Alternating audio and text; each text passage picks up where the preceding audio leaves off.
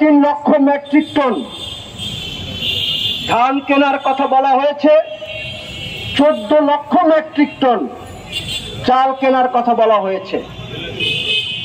বিগত সরকারের আমলে আমরা দেখেছিলাম ধান যা উৎপাদন হয় তার খুব অল্প পরিমাণ ধান কেনার কথা বলা হয় এবং চাল কেনার কথা বেশি করে বলা হয়।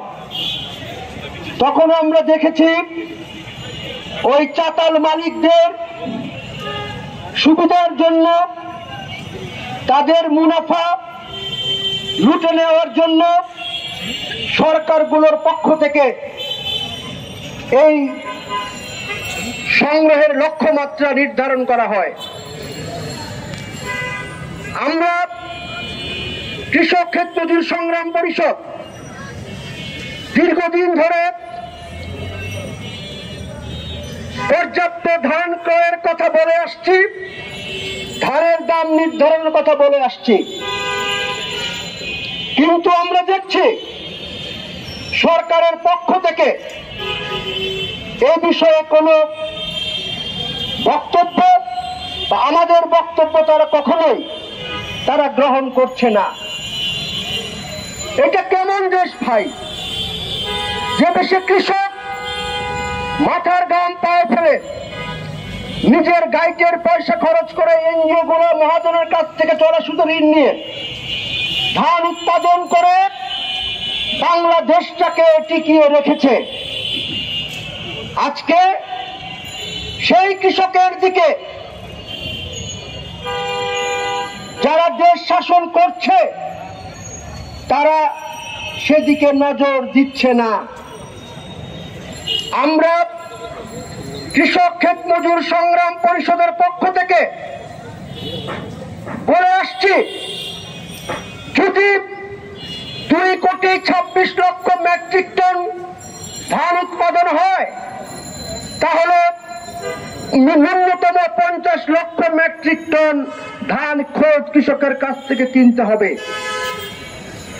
আমরা ক্রয় কেন্দ্রের কথা বলেছি, ইউনিয়ন পর্যায়ে বড় বড় হাট বাজারে সরকারি উদ্যোগে ক্রয় কেন্দ্র স্থাপন করতে হবে। কারণ আপনারা জানেন কৃষক সরকারের কাছে ধান বিক্রি করতে পারে না, কেননা বেশিরভাগ জায়গাতেই আপনার সরকারি ক্রয় কেন্দ্র নাই।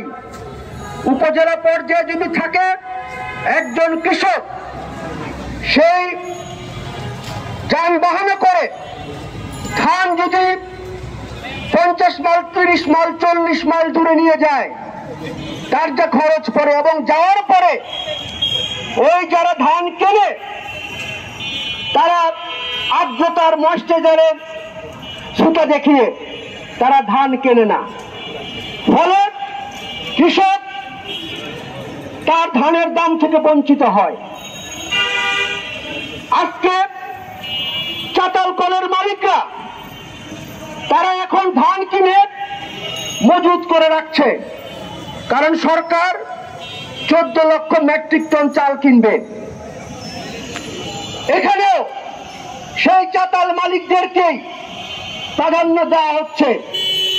আমরা কৃষক ক্ষেত মজুর সংগ্রাম পরিষদের পক্ষ থেকে বারংবার আমরা দাবি তুলেছি, আমরা বলেছি আজকে সরকারকে পর্যাপ্ত ধান কেনার সাথে সাথে সরকারি উদ্যোগে চাউল কল সেগুলো স্থাপন করতে হবে। এমন আমরা বলেছি, সরকারের পক্ষ থেকে বলা হয় যে ধান তাদের যে লক্ষ্যমাত্রা থাকে সেটা নাকি পূরণ হয় না। পূরণ হবে কিভাবে? কারণ ওই